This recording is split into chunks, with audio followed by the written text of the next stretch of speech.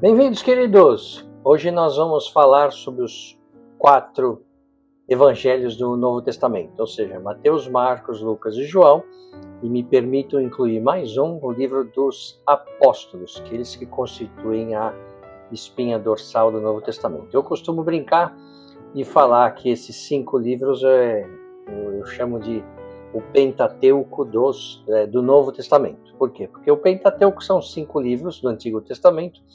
Então, Gênesis, Êxodo, Levítico, Números e Deuteronômio, que conta a história, a criação do mundo, depois a história do povo hebreu, que são livros bem legais de ler, E então no Novo Testamento tem esses 4, mais o livro de Atos, que conta depois a história de o que aconteceu com os apóstolos depois da crucificação de Jesus. Esses livros, eles oferecem uma visão abrangente da vida, do ministério, da morte e a ressurreição de Jesus Cristo e a subsequente disseminação do cristianismo primitivo. Então, no livro de Atos que você verá, então, a história de Paulo, que é um vídeo que eu já fiz aqui. Então, agora nós vamos explorar cada um desses livros em detalhes, destacando suas características, objetivos e contribuições para a teologia cristã. Evidentemente que aqui, nesse vídeo, eu vou dar uma geral sobre esses livros, e depois eu farei vídeos específicos sobre cada um deles, sobre o Evangelho de Mateus, Marcos, Lucas e João. Tá? Aqui é uma visão geral, então não dá para aprofundar muita coisa, e por isso que eu farei depois um vídeo sobre cada um deles, ok? Bom, começando com Mateus, que é o primeiro livro do Novo Testamento. Ele é, claro, tradicionalmente atribuído a Mateus, também conhecido como Levi, um dos 12 apóstolos de Jesus, e anteriormente cobrador de impostos. Cobrador de impostos não era uma coisa, não é bem visto hoje. Imagina nessa época que as pessoas pagavam impostos para um governo opressor, que era o Império Romano, que maltratava muito, o povo não só o povo de Jerusalém, mas todos eles. Então, cobrador de impostos, eu falei disso em outro vídeo, era visto como uma pessoa, assim, um traidor, uma pessoa péssima. Estima-se que esse evangelho tenha sido escrito entre os anos 70 e 90 depois de Cristo, ou seja, quando Cristo morreu, no ano 33, depois de 40 anos, esse livro foi escrito. Então, é um livro bem próximo, de quem conviveu com Jesus. Mateus, ele é o primeiro livro do Novo Testamento e é conhecido por sua ênfase na ligação entre Jesus e as profecias do Antigo Testamento. Então, esse livro conta, e começa a comparar e trazer as profecias do Antigo, vários profetas, que falaram da vinda do Messias. Então, ele mostra, Jesus fez isso aí estava previsto na profecia do profeta tal. Esse evangelho ele é estruturado em 5 grandes discursos, refletindo a estrutura dos 5 livros de Moisés, como eu falei, e visa mostrar Jesus como o novo Moisés e o Messias prometido. Então, Mateus começa com a genealogia de Jesus. Ele traça sua linhagem até Abraão e destacando seu direito legal ao trono de Davi. Então, segundo esse relato, Jesus vem, é um descendente direto de Davi, do rei Davi, e esse evangelho enfatiza o cumprimento das profecias messiânicas e frequentemente utiliza o termo reino dos céus para descrever a mensagem central de Jesus. Então, entre os temas principais, o que é que se destaca? Primeiro, a reinterpretação da lei. Quando a gente fala da lei, diz respeito ao Antigo Testamento, hoje é falado, comentado sobre o Antigo Testamento. Então Jesus é apresentado como aquele que cumpre e reinterpreta a lei de Moisés. Você imagina que foi isso na época? Então os religiosos, né? Como assim que alguém, um ser humano comum, entre aspas, pode chegar aqui e reinterpretar os escritos, né? A Bíblia. Como alguém chegar hoje e falar assim, essa Bíblia não é isso não, deixa eu dar uma nova visão sobre ela. Você imagina, né? O que os religiosos iam fazer, mesmo nos dias de hoje, imagina na época. Nos capítulos 5 a 7, a gente tem o Sermão da Montanha, que eu super recomendo que vocês leiam. É uma coleção de ensinamentos éticos e espirituais de Jesus. Ele traz muitas parábolas, milagres. Então, Mateus contém muitas das parábolas mais conhecidas de Jesus, como a do semeador, a do joio e do trigo, numerosos milagres que demonstram sua autoridade divina. Eu já fiz um vídeo aqui sobre uma das parábolas, que é do filho pródigo.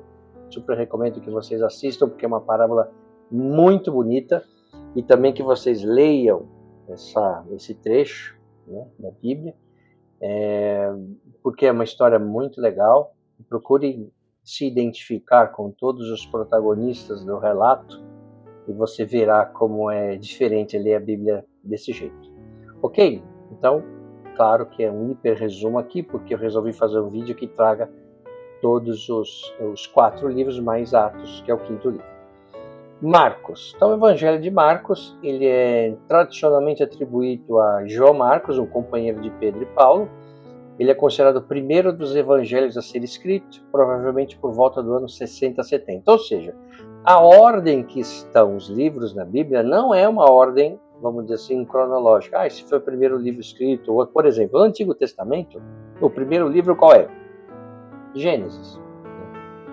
Mas ele foi o primeiro livro a ser escrito? Não. O primeiro livro que dizem, não sou eu que estou dizendo, quem sou eu para dizer isso, mas o primeiro livro que os estudiosos dizem que foi o livro de Jó, né? Que inclusive eu já fiz um vídeo, acho que foi o primeiro vídeo que eu fiz sobre a vida de Jó, que é muito legal de ver. Esse livro de Marcos, ele é o mais curto dos 4 evangelhos e é conhecido por seu estilo direto e rápido. O uso frequente da palavra imediatamente traz um ritmo acelerado ao texto. O Marcos ele se concentra mais nas ações de Jesus do que em seus ensinamentos prolongados, porque cada pergunta que faziam para Jesus, ele tinha toda a paciência do mundo para explicar, para contar em parábolas. Por que Jesus falava com parábolas? Porque é para ver se as pessoas entendiam, né? Como a gente fala hoje, você entendeu o que é que eu desenho? A forma de desenhar de Jesus era contando por parábolas.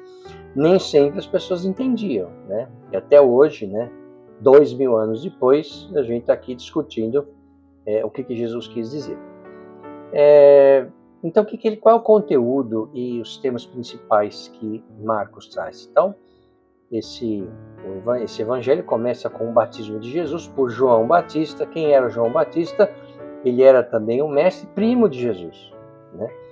Então até contam que quando Jesus chegou, João Batista viu, que não sei o que e tal, e falou para alguns discípulos ali, que depois viraram apóstolos de Jesus, e falaram, você não tem que ficar comigo não, vá lá e seja um discípulo do mestre Jesus, porque ele tem muito mais ensinado do que eu. E tanto é quando Jesus chega para João para ser batizado, porque João batizava as pessoas, né, no rio, e Jesus chega para ele e fala, eu quero ser batizado também. Aí João Batista fala, que isso? Quem sou eu para te batizar? Eu que tenho que ser batizado por você. E Jesus insiste e fala, não, eu quero que você me batize. Aí então Jesus é batizado no Jordão, e aí os 2 apóstolos de Cristo, eu não lembro o nome deles agora, que eram discípulos de João Batista, chega para Jesus e fala, olha, o João Batista falou para a gente estar aqui, né, com você, que nós queremos ser seu discípulo. Aí Jesus falou, não, tá bom, segura um pouco a onda aí, que eu vou fazer um negócio e já volto. Aí quando Jesus vai para o deserto, onde ele é tentado pelo diabo, que aliás daria um bom vídeo também, falar o que Jesus foi fazer no deserto, o que o diabo tentou fazer com ele e tal. Aí ele volta e começa então o sacerdócio dele, lembrando que foram 3 anos só, né? Nessa época aí que eu comentei, Jesus tinha 30, foi morto aos 33, que causou aquele rebuliço todo, né, na época. Marcos, então, destaca os milagres, exorcismos de Jesus, sublinhando seu poder e autoridade divinas. Então, os principais temas desse livro quais são? Primeiro, o segredo messiânico, né? Então, Jesus frequentemente ordena que suas ações milagrosas não sejam divulgadas. E isso é uma coisa interessante. Jesus fazia um milagre e falava para todos, não comentem sobre isso, porque ainda não está no meu tempo. Mas é evidente, né? Imagina. Ele faz um milagre, cura um cego, exorciza um demônio numa pessoa. Imagina, as pessoas saem falando, evidentemente, né?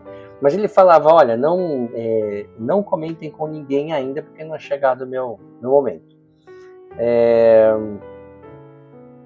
Quem assistiu a série The Chosen, fica muito claro isso, né? Conta a história de Jesus, dos apóstolos, e é legal que conta a história de Jesus sob a perspectiva dos apóstolos, essa série. Acho que é Netflix, se eu não me engano. O sofrimento e a cruz. Então, Marcos enfatiza o sofrimento de Jesus como filho do homem, né? Filho de Deus, a importância de sua morte expiatória. Então, a morte de alguém que não tinha pecado, mas morreu pelos nossos pecados. Então, Deus imputa nele todos os nossos pecados. Você imagina a carga que é isso, né? E morreu pelos nossos pecados, porque ele não tinha culpa nenhuma. Fala então dos discípulos e o discipulado. Então, a resposta dos discípulos a Jesus é um tema recorrente, mostrando tanto suas falhas quanto seu crescimento, e eu já comentei aqui num dos vídeos, falando sobre cada apóstolo. Primeiro que os apóstolos, quando eles foram escolhidos, eles eram muito novos, então provavelmente com, 20 e poucos anos, alguns até abaixo disso, então eles eram muito jovens, ao contrário do que a gente vê em vídeos, tal, que parece senhores de barba, alguns de cabelo branco, não tinha nada disso, eles eram muito jovens, né? E isso tem como comprovar, tá? Sobre Lucas, né? O Lucas, ele é você percebe, né? Você está lendo Mateus, Marcos, quando chega em Lucas, você sente uma diferença no texto. Por quê? Porque ele é um texto mais elaborado. Por quê? Porque Lucas era um médico, ele era também companheiro de Paulo, né? Depois, né? O Lucas é autor também do livro dos Apóstolos, que eu vou falar por último. Então, esses dois livros, ele é quase uma obra contínua, né? O Evangelho de Lucas e o livro de Atos, né? Então, estima-se que Lucas tenha escrito esse livro entre os anos 80 e 90, e ele é o mais longo dos 4 evangelhos, e é conhecido por seu detalhamento e precisão histórica. Então, claramente você vê que é um livro de alguém que tem pouco mais de cultura. É muito diferente depois, lá para frente, na Bíblia, quando você vê lá, né, o livro de Pedro, você vê que tem uma diferença muito grande, né?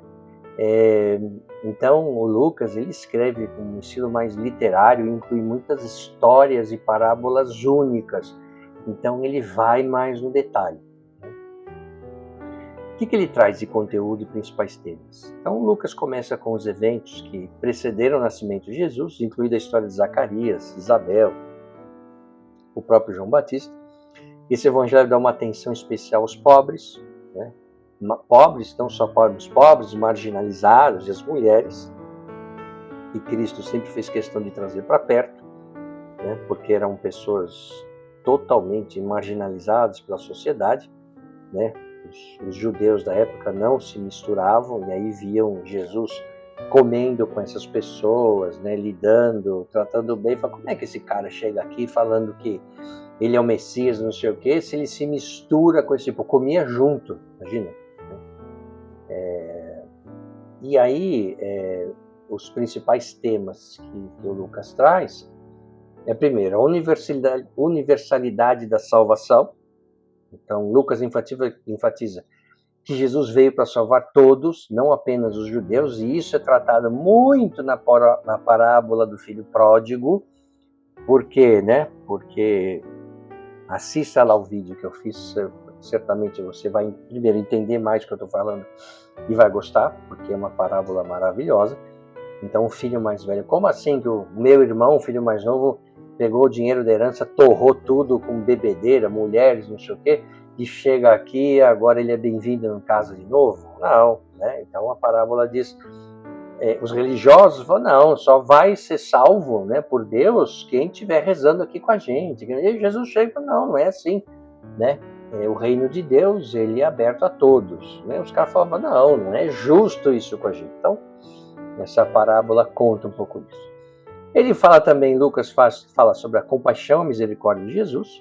Então, esse evangelho destaca o amor e a compaixão de Jesus por todos os indivíduos, incluindo os marginalizados, né, como eu comentei, e a ação do Espírito Santo, que ela é destacada desde o início, guiando e capacitando o ministério de Jesus e dos discípulos. Então é um evangelho que fala da questão do Espírito Santo, e essa é uma questão muito legal, né? Paulo vai trazer isso depois, a ação do Espírito Santo, porque, veja só, né, há 2000 anos isso era complexo de entender, né? E até hoje. Esse negócio do Espírito Santo, então existe Deus. Deus eu consigo entender com o meu intelecto. Existe Jesus. Tá bom, você pode até não acreditar, mas dá para entender. Agora, o que é o Espírito Santo? Né? Talvez eu faça um vídeo falando sobre o Espírito Santo, talvez eu acho que vai dar um bom vídeo, né? Mas Paulo trata disso daí também. O que é o Espírito Santo? Né? Quando Jesus dá esse poder, né, dos apóstolos para curas, para fazer exorcismos, ele fala, então estou passando para vocês o poder do Espírito Santo. Né? Então esse evangelho fala, né, o Lucas traz essa questão do Espírito Santo, que é uma coisa um pouco complexa da gente entender. Muito bem, aí o terceiro, né, o João, o quarto, o Evangelho de João, né, o último evangelista aqui retratado na Bíblia, nessa ordem, né, é tradicionalmente atribuído, claro, ao apóstolo João, né, que era também chamado discípulo amado de Jesus. Esse é o último dos evangelhos a ser escrito, provavelmente entre os anos 90 e 100 depois de Cristo. E é interessante que João acho que foi o único apóstolo que não morreu uma morte medonha. Todos eles foram Pedro foi crucificado e pediu para ser crucificado de cabeça para baixo, porque não queria ser crucificado igual a Jesus. Os outros, um foi degolado, o outro foi morto de jeito horroroso. Assim, ninguém morreu bem, só o João que morreu com idade, sim, que não teve uma morte trágica. Né? Bom, característica e estrutura desse evangelho. Ele é significativamente diferente dos evangelhos sinóticos, chamados assim. Ele não segue a mesma estrutura cronológica e inclui longos discursos teológicos de Jesus. Então, olha só, os 4 evangelhos, apesar de falarem da mesma coisa, né, é diferente dos livros do Antigo Testamento, Pentateuco. Então, assim, Gênesis, ele fala o quê? Da criação do mundo, fala de Noé, fala de Abraão, são histórias diferentes, né? Aí Êxodo, o que fala? Da saída, né, dos hebreus do Egito. Aí depois, Levítico, onde conta assim, como viver, tem Números, que conta um pouco as regras, e Deuteronômio, quando Moisés vai embora, faz a bênção, um discurso único, né? Dá a bênção ao povo hebreu, depois ele morre. Então são histórias diferentes. Aqui não, os 4 estão contando a mesma história, porém com abordagens diferentes.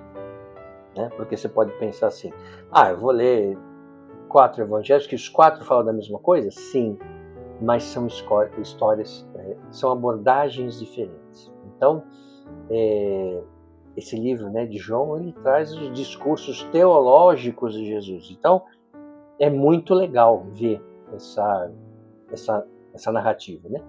E esse evangelho foca mais na identidade divina de Jesus e sua relação com o Pai, né? Então João começa com um prólogo, né? Que estabelece Jesus como o Logos, que é o Verbo divino, que existia desde o princípio com Deus, e esse evangelho, né, está organizado em torno de 7 sinais ou milagres e 7 declarações. Então, como eu já comentei aqui em outros vídeos, tem números que se repete muito na Bíblia. O 7, o 12, o 40, são vários livros e aí tem explicações para isso, né? Então, assim, 7 declarações, eu sou de Jesus, e entre os principais temas, o que se destaca? Primeiro, a divindade de Jesus. Então, João enfatizando que Jesus é o Filho de Deus e é igual a Deus, né? É o Deus que se fez carne, que encarnou como um ser humano, né? Outro dia eu estava vendo um vídeo de uma pessoa que eu gosto muito, o Rodrigo Silva.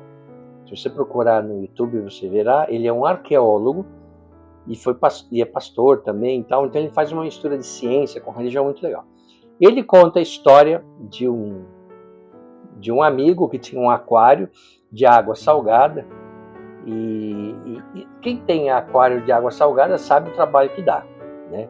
Você tem que limpar, você tem que ver o pH da água, você tem que saber da comida, não é simples. Então a pessoa que tem um aquário de água salgada em casa, ele tem que gostar muito, né? Porque dá muito trabalho e é caro. E aí ele conta essa história com essa pessoa que tinha esse aquário de água salgada, estava comentando com um amigo, e ele falava assim, pô, esses peixes aqui são fogo, viu? Eu cuido, eu limpo a água, vejo o pH, dou comida. Cada vez que eu chego perto do aquário, os peixes saem nadando longe de mim. Pô, eu queria, né, que ele fosse como um cachorro, que você, né, chega perto, dá carinho, não sei o quê. Eu não entendo, pô, já tô com esses peixes há muito tempo, não sei o quê. E aí um amigo dele falou, olha, deve ser pelo seguinte, os peixes têm medo de você. Eu, como tem medo de mim? Você é muito grande, né? Você chega perto deles, você assusta, eles saem correndo. Então, mas, pô, como é que eu faço então para os peixes não terem medo de mim? Ele falou, só tem um jeito, qual? Você se tornando peixe e entrando no aquário. Pô, mas será que vai dar? Se fosse possível, daria certo? Pô, daria, eles perderiam o medo. Mas isso não significa que os peixes o aceitariam como um par. Entende? O que ele está falando aqui? Ele está fazendo contando uma história, uma analogia do que Deus fez, né? Então, assim, as pessoas têm medo de Deus, né? Você vê no vídeo que eu falei de Moisés, né? Quando Deus fala, fala para as pessoas subirem aqui no monte, e aí Moisés fala para ele, não, as pessoas não querem porque tem medo do Senhor. Não, então o que Deus fez? Monta uma tenda lá para mim que eu vou descer para ficar no meio do povo, tá certo? Então, Deus dá muito medo nas pessoas, é muito poderoso. Então, o que ele fez? Para ser entendido, né, se transformou num de nós e veio como o nosso Salvador. E, claro, não foi aceito. Bom, ele fala também da luz e as trevas, a oposição entre luz e trevas é um tema recorrente e que simboliza o conflito entre verdade, falsidade, vida e morte. João fala também da vida eterna, então ele apresenta a vida eterna como um presente disponível a todos que creem em Jesus, fala do reino de Deus e não sei o quê. E por último, né, dentro desse que eu chamo, que você não verá isso em nenhum lugar, né, o Pentateuco do Novo Testamento, dos 5 livros, Mateus, Marcos, Lucas, João e o Atos dos Apóstolos, escrito, né, por Lucas. O Atos é o livro que conta, fala, tá bom, Jesus foi crucificado. E aí, o que aconteceu com os apóstolos? Né? O que aconteceu com o cristianismo após a crucificação de Jesus? Que as coisas, né, quem é leigo que não leu a Bíblia, não vê, sabe que Cristo foi crucificado, algumas coisas aconteceram, mas e depois? O que rolou? Né? Então, ele foi escrito provavelmente entre 80 e 90 depois de Cristo. Atos é a continuação direta do Evangelho de Lucas, né? E narra a história da igreja primitiva após a crucificação e ascensão de Jesus. Ele é um relato histórico detalhado que foca na expansão do cristianismo desde Jerusalém até os confins do Império Romano. Conta a história de Paulo, conta como que Paulo levou, né, a igreja a diferentes locais, as viagens de Paulo. O livro está dividido em duas partes principais. A primeira deles foca nas atividades de Pedro e a igreja em Jerusalém, e a segunda, a missão de Paulo aos gentios. Gentios é quem não era judeu, né? E aí no vídeo de Paulo, o que eu estou fazendo nesse vídeo aqui, que eu trago os 4 evangelhos mais Atos, é um pouco que eu fiz no vídeo de Paulo. Eu trouxe um vídeo sobre Paulo, não sobre as cartas de Paulo, né? E depois eu fiz também o vídeo dos Coríntios, que está lá, que foi a primeira carta que eu fiz. E também eu vou fazer um vídeo sobre cada carta de Paulo, né? E eu já comentei aqui em outros vídeos que a carta que eu mais gosto é de Romanos. Só que para fazer um vídeo sobre a carta de Romanos eu tenho que me preparar bem. Só para vocês terem uma ideia, eu já li a carta de Paulo aos Romanos 7 vezes. E aí quem não gosta de mim fala, pô, você não entendeu ainda. Não, eu li 7 vezes e certamente eu lerei muitas outras vezes ao longo da minha vida, porque cada vez que eu leio descubro uma coisa nova, né? É realmente uma carta, é um texto que você vê lá, você vê que não é um ser humano que escreveu. Tanto é que as pessoas às vezes perguntam para mim, qual o livro mais legal da Bíblia? Cara, não dá para comparar, né? É como você comparar, sei lá, sorvete com pneu. Não tem nada a ver uma coisa com a outra. Porém, e claro que tem livros que eu gosto mais, outros que eu gosto menos. Mas se eu tivesse que ler um único texto da Bíblia, de toda a Bíblia, eu leria a carta de Paulo aos Romanos. Eu estou incluindo aí Velho, Novo Testamento, tudo. Só posso ler um texto. O que eu leria? A carta de Paulo aos Romanos. É uma coisa, se você tiver oportunidade, se você tiver interesse, como eu sempre falo, esta é a Bíblia de referência à mensagem, a Bíblia em linguagem contemporânea, né? Pega uma Bíblia facinho de ler como essa e leia a carta de Paulo aos Romanos. Você verá que é um texto bem diferente, né? É um texto que traz muitas reflexões. Bom, então ele fala da ascensão de Jesus e o Pentecostes, fala da formação da igreja primitiva. Então o livro descreve a vida comunitária, as práticas, a expansão da igreja em Jerusalém. Conta, claro, as missões de Paulo, né? Então o livro de Atos narra as 3 viagens missionárias de Paulo, suas dificuldades, prisões, naufrágio, né? Seu papel crucial na disseminação do evangelho aos gentios, a quem não é judeu. O papel do Espírito Santo, então Atos enfatiza repetidamente a liderança e o poder do Espírito Santo na vida, nas atividades da igreja primitiva. Ou seja, os 4 evangelhos, juntamente com o livro de Atos, como eu comentei, eles oferecem uma narrativa rica, variada, né, multifacetada da vida e ministério de Jesus e o nascimento e expansão da igreja primitiva. É claro que a igreja não começou do jeito que a gente conhece hoje, né? Tinha essas dúvidas, tinha coisas não resolvidas, tem até hoje, imagina na época. Né? Mateus destaca Jesus como o cumprimento das profecias messiânicas. Marcos apresenta um relato rápido e dinâmico das ações de Jesus. Lucas, então, ele enfatiza a compaixão e a universalidade da salvação de Jesus. E João foca na identidade divina e no significado teológico de sua vinda. E, por fim, o livro de Atos narra a obra contínua de Jesus através do Espírito Santo na igreja primitiva. Então, juntos, esses 5 livros, eles formam a base da fé cristã e continuam a inspirar e guiar milhões de pessoas ao redor do mundo. São livros que você lê de uma forma muito simples, é muito didático, é legal, né? Você vê lá algumas passagens que certamente você já ouviu falar, você já viu parte em algum filme, sei lá eu. Então, vale a pena ler. E como eu sempre falo, a Bíblia não é difícil de ler, como esse exemplo que eu dei aqui na mensagem, que é escrito em linguagem contemporânea. Você lê como se fosse um romance, super tranquilo. E é legal, né? É legal você pode trazer uma outra referência que não o que nós somos bombardeados no dia a dia com brigas, com política, polêmicas.